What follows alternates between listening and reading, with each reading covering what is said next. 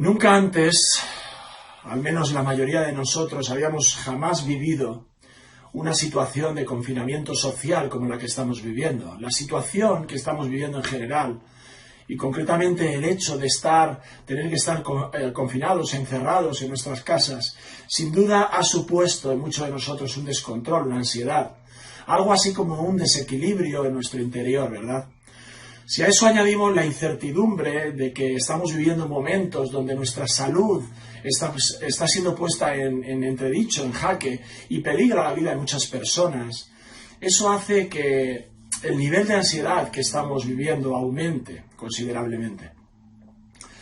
No sé cómo habéis vivido estas 2 semanas en vuestros hogares, pero he podido ver en mi propia casa pues el efecto de la situación de tensión que quieras o no, penetra en nuestros hogares porque hay incertidumbre, hay situaciones laborales en peligro, hay niños en la casa que no entienden muy bien qué es lo que está sucediendo, qué está pasando.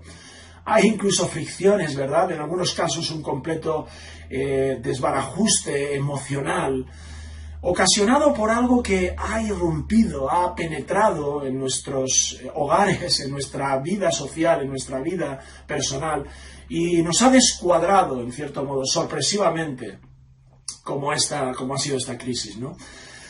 Esta situación, en cierto modo, nos ha roto los esquemas también sobre el futuro. ¿Qué es lo que va a pasar? ¿Cómo vamos a vivir en los próximos meses? ¿Qué coste va a tener esto en nuestras economías, incluso en nuestras vidas?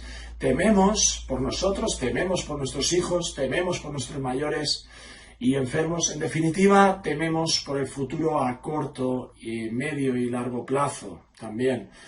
¿Qué está sucediendo? ¿Qué está pasando? También muchos de nosotros, en el plano espiritual, podemos estar teniendo algo así como una depresión espiritual. Puede ser que incluso haya una lucha en nuestra manera de entender estas cosas y tal vez estemos pensando que tal vez Dios esté hablando en medio de todo esto, pero que nosotros no somos del todo capaces de escuchar, de entender su voz o de asimilar la intención que tiene Dios con estas cosas. Nos desorientamos, porque cuando hay amenaza en nuestras vidas, cuando hay enfermedad o muerte, o la situación va a afectar a nuestra economía, tal vez, nuestra estabilidad, etc., no somos capaces, o nos cuesta mucho pensar que Dios no se ha ido del puesto de mandos. Él está en control absoluto de la situación. En la cita que vamos a leer ahora, hay un grupo de 11 apóstoles que están confinados en una casa después de que Jesús haya muerto.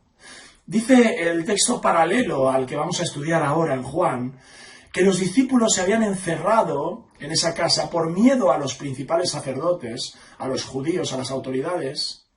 Y ahí están esos 11 discípulos confinados también, llenos de miedo, tampoco entienden nada de lo que está sucediendo en torno a Jesús, su Maestro.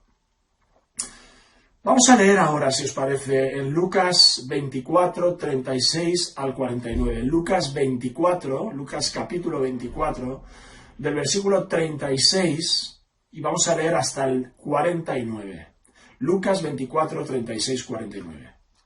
Mientras ellos aún hablaban de estas cosas, Jesús se puso en medio de ellos y les dijo: «Paz a vosotros». Entonces, espantados y atemorizados, pensaban que veían espíritu. Pero él les dijo: «¿Por qué estáis turbados y vienen a vuestro corazón estos pensamientos? Mirad mis manos y mis pies, que yo mismo soy. Palpad y ved, porque un espíritu no tiene carne ni huesos, como veis que yo tengo». Y diciendo esto, les mostró las manos y los pies. Y como todavía ellos de gozo no lo creían y estaban maravillados, les dijo: «¿Tenéis aquí algo de comer?». Entonces le dieron parte de un pez asado y un panal de miel. Y él lo tomó y comió delante de ellos. Y les dijo: «Estas son las palabras que os hablé, estando aún con vosotros, que era necesario que se cumpliese todo lo que está escrito de mí, en la ley de Moisés, en los profetas y en los salmos».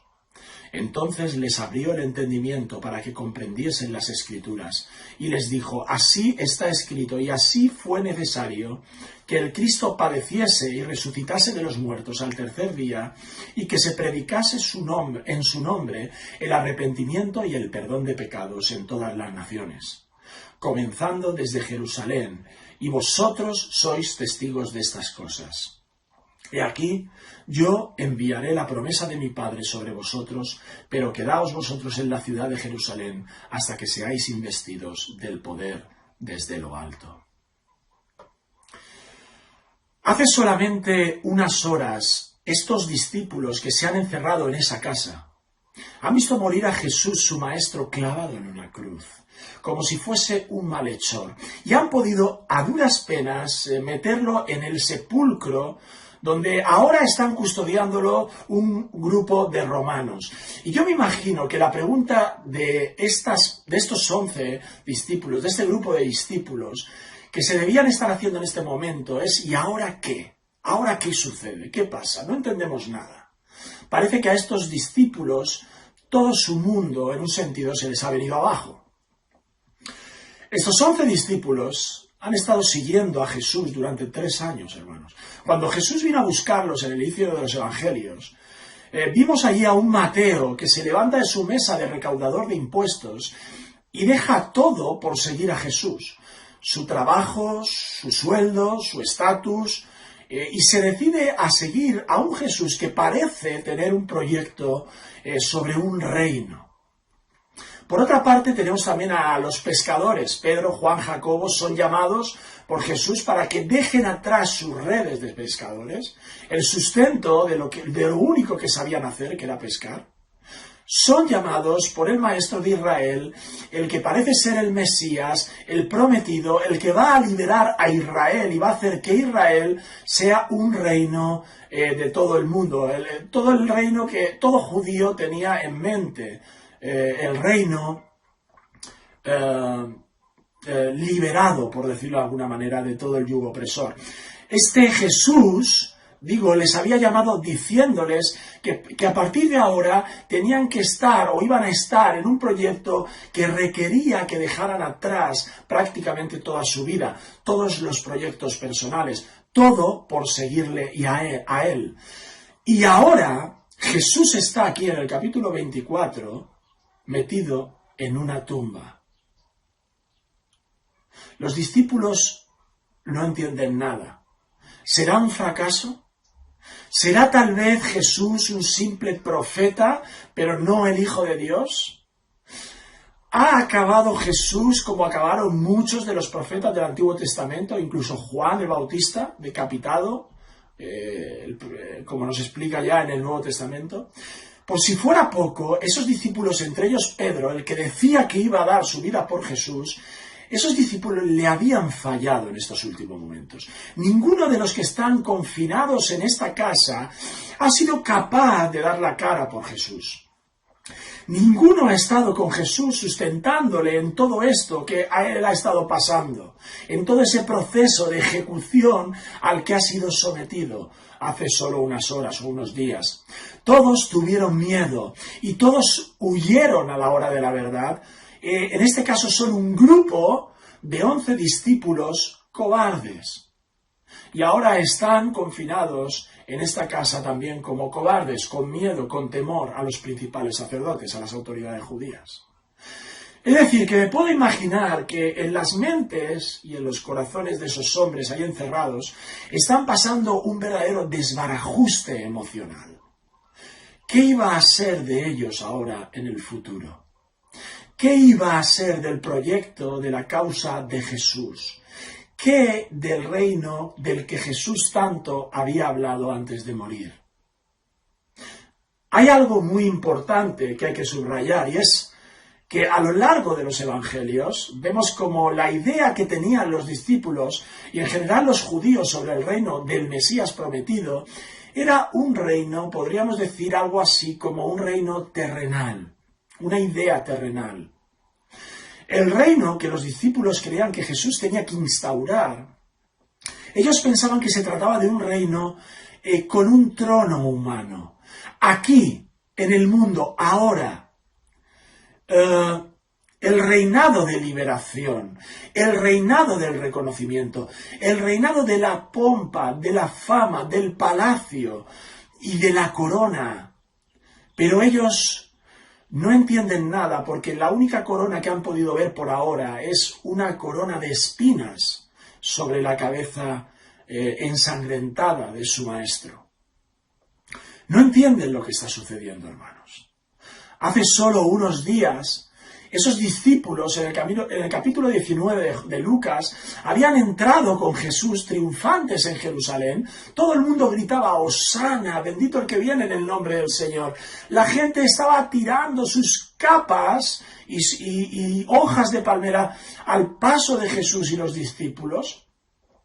Jesús y los 12 son recibidos en Jerusalén, como digo, como ese rey triunfante que nos explica el Salmo 118. Jesús, el rey, entrando en Jerusalén. Y los discípulos están con esa idea. Creen que Jesús está entrando ahí para ser proclamado rey. Los objetivos de los discípulos entonces están por fin culminándose. Por fin el haber seguido a Jesús cobraba ahora un sentido verdadero para esos discípulos. Era el momento de la siega para ellos. Querían ver a Jesús en un trono y en Jerusalén. Pero Jesús, hermano, no se va a subir en un trono en Jerusalén, sino en una cruz. Nadie entiende nada ahora. Pero hay otro personaje en los evangelios muy importante que se menciona en los 4 evangelios, otro que no entendía nada, el profeta Juan el Bautista. Juan el Bautista, en medio del evangelio, en el capítulo 7, es encarcelado y manda a sus discípulos para que le digan a Jesús, Jesús, ¿qué está pasando aquí? Tampoco entendemos nada.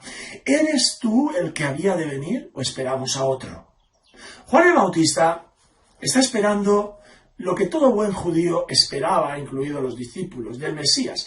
Alguien que los liberase, alguien que acabase con el yugo opresor, incluido el yugo opresor del Imperio Romano. ¿Cómo no?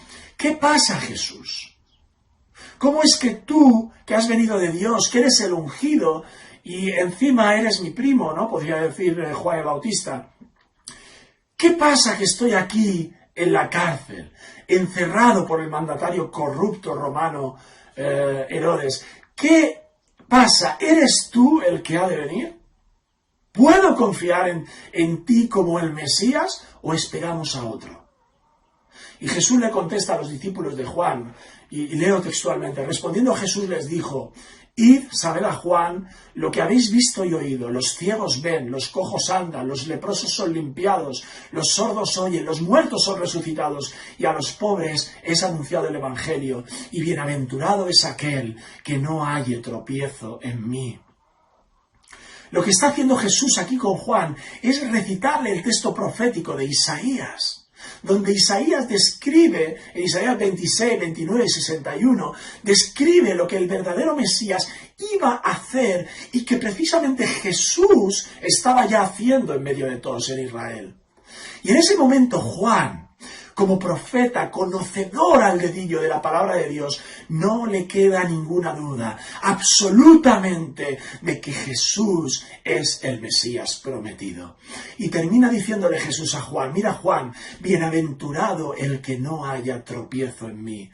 En otras traducciones traducen esta frase como dichoso el que no pierde su fe en mí. Juan, a pesar de que tú estás en la cárcel, a pesar de que no puedes verle un verdadero sentido, un sentido humano a lo que está sucediendo, a pesar de que mi camino no es un camino hacia un palacio, el Mesías prometido está cumpliendo con total precisión con lo que el Padre ha anunciado desde el principio. Juan, yo soy el verdadero Mesías. Yo soy del que habló Isaías y todos los profetas. Yo soy el siervo sufriente, que no viene con espada, no viene con músculo, sino con la palabra de su boca, para la salvación de su pueblo. Y bienaventurado, Juan, bienaventurado, feliz, completo, el hombre que no halle tropiezo en mí. Que no pierda de vista esto. Hermanos, vamos a aplicar este sentimiento también a nuestras vidas, a tu vida, en forma de pregunta. ¿Te están llevando las circunstancias que estamos viviendo a ver a un Jesús reinando, gobernando en todo esto? ¿O por el contrario estás totalmente descuadrado, desorientado, como estas personas estuvieron? Cuando los cimientos de nuestras familias, de nuestros trabajos, de nuestra salud se remueven, ¿estás viendo a un Jesús con un proyecto fracasado? ¿O estás confiando en que Jesús está dirigiendo todas las cosas, hasta el pelito más pequeño que se te ha caído a ti esta mañana en la ducha y no te has dado ni cuenta?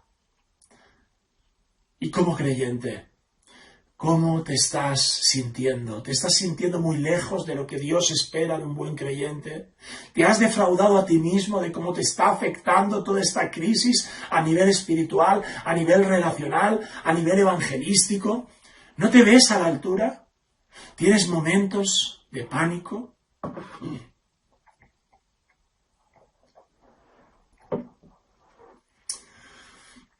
¿Cómo estás viviendo esto?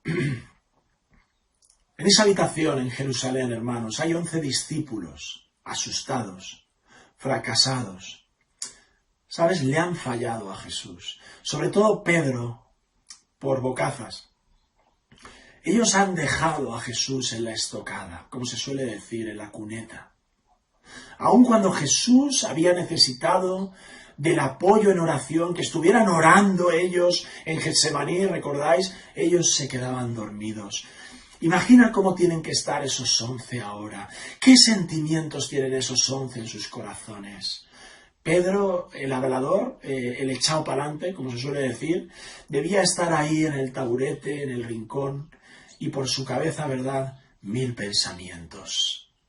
Hace solo unos momentos, las mujeres han ido al sepulcro y han venido con la noticia de que habían visto a un ángel que les decía que Jesús había resucitado. ¿Y qué hicieron? Pues no las creyeron. Capítulo 22, versículo 11. Textualmente leo: mas a ellos les parecían locura las palabras de ellas.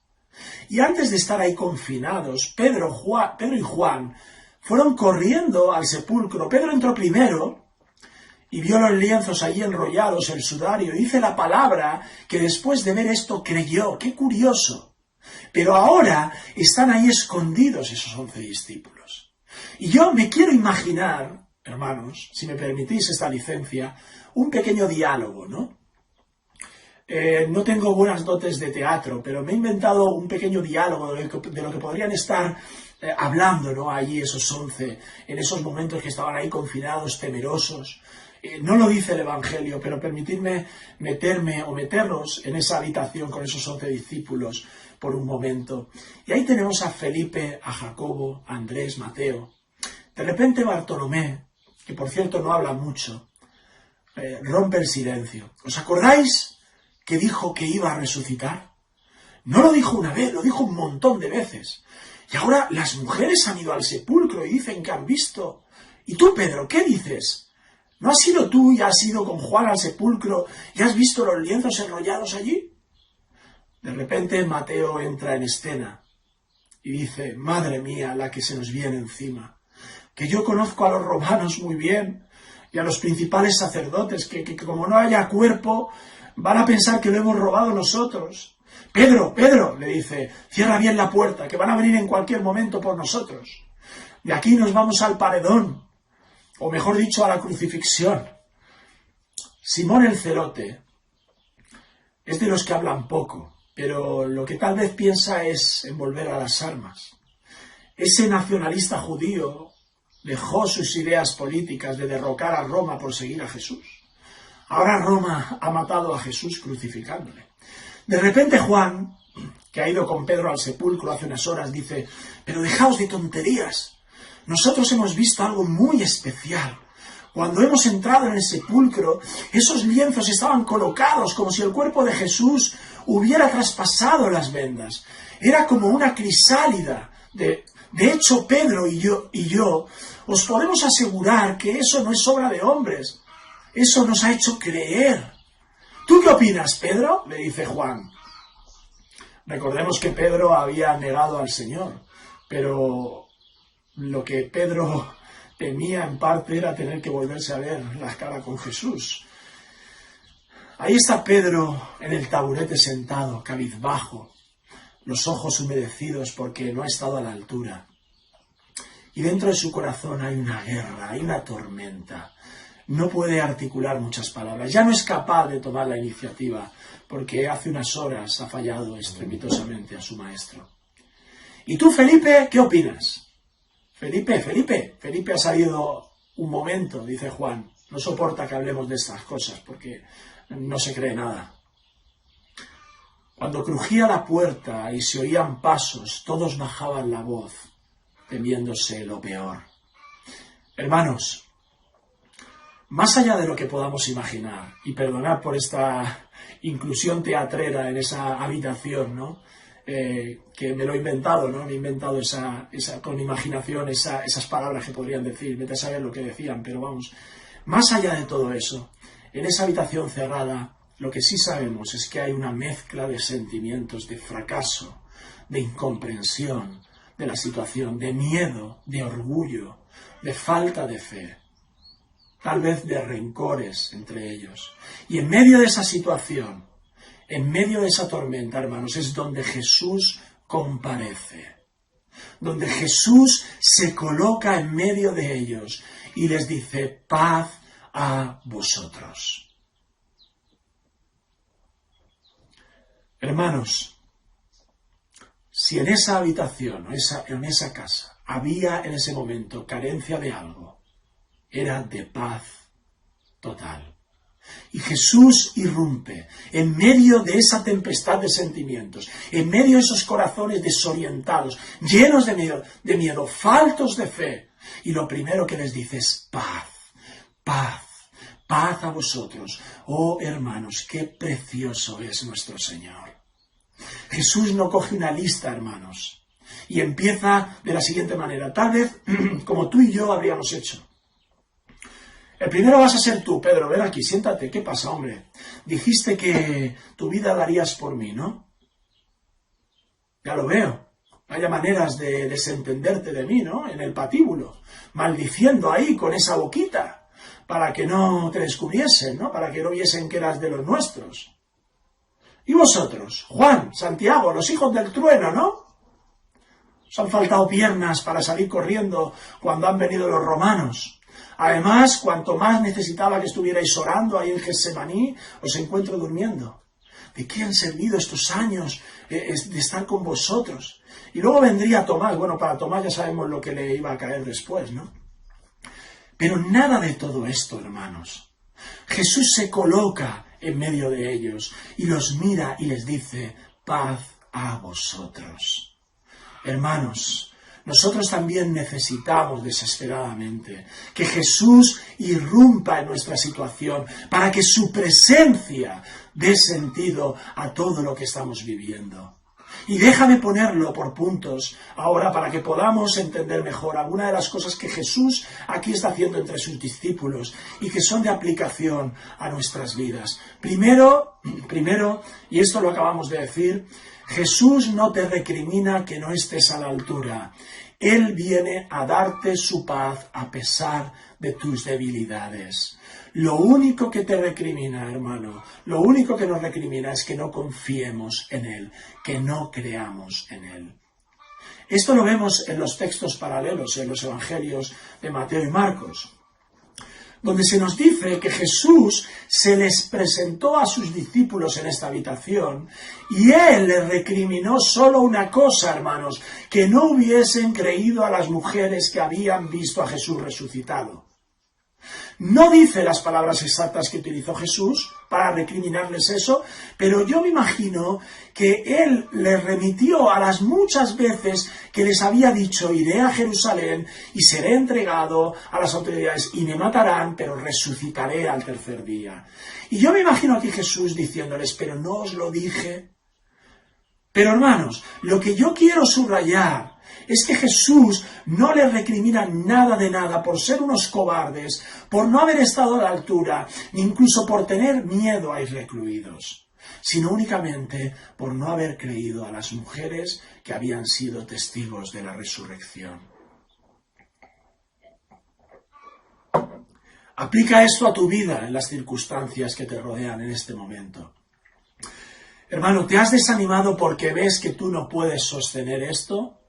¿O te has desanimado al pensar que Jesús no está sosteniendo esto? Échale de nuevo un vistazo a esos discípulos en esa casa, fracasados. Tampoco ellos pueden sostener el proyecto, ni tan siquiera de continuar siendo los discípulos de Jesús. Pero ¿sabes cuál es la clave de todo esto? Entender que era Jesús quien venía de triunfar por ellos en la cruz, y no eran ellos los que tenían que triunfar por Jesús. Jesús era el que sostenía el reino, hermanos. Hermanos, en medio de todas esas circunstancias de aparente debilidad, de camino hacia abajo, de proyecto de cruz y no de trono, Jesús se planta en medio de ellos como quien tiene el control. Jesús está vindicado, autorizado. El Padre acaba de levantarlo de entre los muertos. El reinado de la maldad acaba de sucumbir, hermanos, para siempre. Jesús ha exhibido en la cruz un cuerpo masacrado. Pero ahora, hermanos, está entre ellos, no con otro cuerpo, con un manto de rey y corona de oro, no, es su mismo cuerpo, es el mismo cuerpo, con el agujero en su costado, con los agujeros en sus manos y pies, con los arañazos y cortes de hace unos días, para decirles, hermanos, para hacerles entender que era a través de una cruz por donde va a consolidar ese reino, hermanos. Paz a vosotros. Mirad mis manos, mirad mis pies, mi costado. Esta es la mayor credencial del reino de Jesús. Jesús entre ellos, horadado, hermanos, por nosotros.